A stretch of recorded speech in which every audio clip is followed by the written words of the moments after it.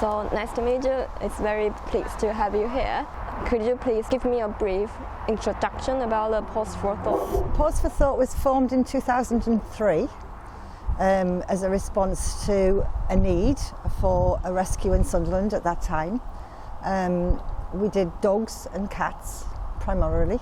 We tend to do rabbits and small domestics, and we try and respond to anybody who needs help off us. We take as many as we can, and we are always pushing the limits. At the moment, we're very full. We don't want people coming just to look and waste our time. We're too busy doing what we do. They would fill in a questionnaire. We would look at the questionnaire and look at where they live and how they're fixed, and if we think they sound like somebody we want to give an animal to, we would arrange for them to come down, but by that time we know which cats, because what's the point in rescuing it if you're going to put it into a dangerous situation? Why do you want to help animals? Rescue is like a drug, and you're driven to do it, and the hook is not only when you rescue something and take it out of a really bad situation, but also when you see it go out, you get like the two highs, and in between there's a lot of work, which isn't like a high, but it's good, and that's what keeps you doing. It's not a good mind to have if you feel as though you've got to rescue everything, and I'm well aware of that, but there's a big need for it, if that makes sense. In your personal perspective, in terms of buying an animal, and what's good about adoption? Adoption is mopping up the unwanted animals created by people who buy. There's an overspill, and it's too big, it's far too big, and it's horrible. And they're not a commodity. People treat them like an iPhone. You can change it, you can swap it, you can give it away, you can discard it. You can treat it badly, you can put it in a drawer and forget about it. And they treat the animals the same. There is an element of people that do this. And they don't put enough thought into what it takes to take on an animal. It's a long commitment, it's expensive, and it's hard.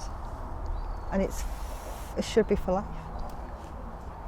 But people get sick, people die, people's circumstances change. I get about 60 to 70 phone calls a day. Yes. And that's not all domestic animals. A lot of it is wildlife, because we take wildlife in. And a lot of the phone calls are about wildlife, but I get a phone call every day about cats. Do you have any impressive stories? I got a phone call off the police in Newcastle, and they asked us if we had a cat trap.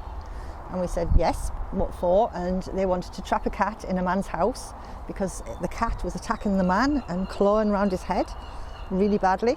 And we said, well, yes, but what are you going to do with the cat? And they said, we're going to take it to a vet and have it destroyed. And I said, well, you can borrow the cat trap, you take the cat to our vet, and we will take the cat on from there.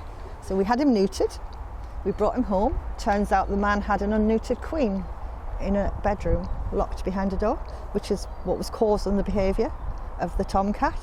It was called Wild. He turned into a lovely cat very quickly, and he got rehomed. How do you feel about it? It was just an idiot owner who didn't get him neutered. But people are so intolerant these days, they won't put up with any misbehaviour if they have a cat that's peeing in the laundry or on the bed. They're not prepared to do the work to find out why. I mean, a cat's doing that for a reason. There's always reasons. Animals are easy, it's people that's difficult. There's a big element of people that shouldn't have them and don't do right by them. And they use them as a tool because they have mental health. Do you have any suggestions to those people? I think it's got to be education.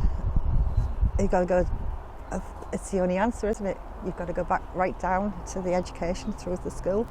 It should never be a right to own an animal. It should be a privilege. Who's doing the rescuing? Is it us who rescue the animals, or is it the people who provide us with the animals that need rescuing to help us because we want to rescue? I don't know. I don't know. It's a hard one. But we are good at it, and we'll keep on doing it. You do it by yourself? No, I don't. I'm nothing. I'm just like a kingpin sitting in the middle, and I've got all these people around me who make it possible. And we work very long hours, and it's all voluntary. I haven't watched television since March. I just haven't sat down in my house since March at all. The only good thing about me is I'm constant, and I don't wobble, and I'm not going to have a breakdown, and I'm not going to get sick and walk away.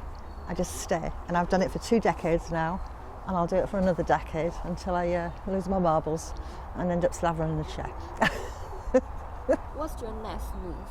My next move is just to carry on doing what we're doing, but try and improve on what we do and try and do it better, because there's always room for improvement.